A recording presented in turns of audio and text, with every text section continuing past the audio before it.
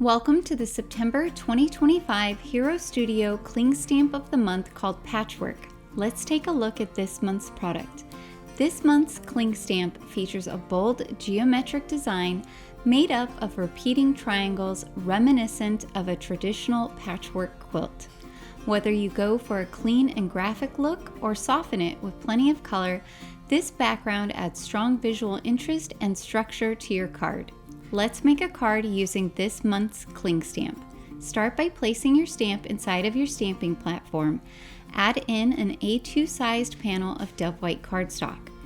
Add low-tack tape to the back of your card panel and use your top plate to pick up your piece of cardstock. Add anti-static powder to your card panel.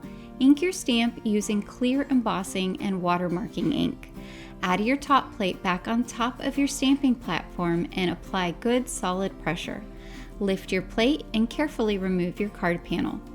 Holding your card panel on the edge, carefully add clear embossing powder to the bottom half of your card panel. Tap off the excess and then rotate your card panel and add your clear embossing powder to the other half. Tap off any excess powder, then use your heat tool to carefully melt the embossing powder. To ensure that everything is melted, tilt your panel back and forth in the light and make sure everything is shiny. Choose a trio of fall colors. I'm using Cup of Joe, Pumpkin, and Cranberry. Ink blend your first color just over a third of the way onto the card panel. Ink blend your second color across the center of your card panel.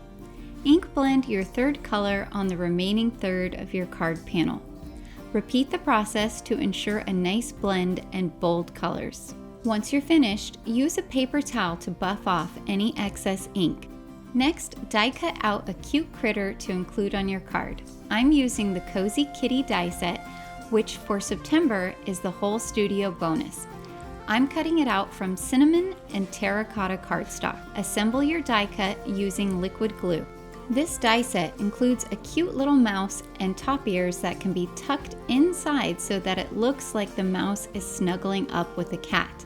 Alternatively, you can just cut out the ear layer and use those as paws for your cat. To assemble your cat, start by adding glue to the back of the second body layer and adhere it on the main base layer in the spot indicated. Add glue to the back of the tail and adhere it so it curves around the cat's body. Add foam squares to the back of the kitty cat head and adhere it so the head lines up over the top of the base. Using liquid glue, adhere the kitty cat paws where you would like them. Next, cut out a circle from the center of your ink blended panel. This is the 10th largest circle. Trim off the edges of your piece using the second from largest rectangle die. Now add glue to the back of your piece and adhere it to an A2 sized piece of dove white cardstock. Next, choose a sentiment to stamp. I'm using Thankful for You from the September 2025 Card Kit of the Month. Stamp it out with intensified black ink. Add glue to the back of your completed cat and add it to the center of your card panel. Add foam squares to either side of your cat and adhere your sentiment.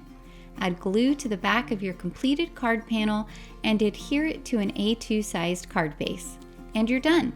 The September 2025 Cling Stamp of the Month called Patchwork creates a cozy quilt-like texture on your cards. Thank you for joining. We can't wait to see your creations.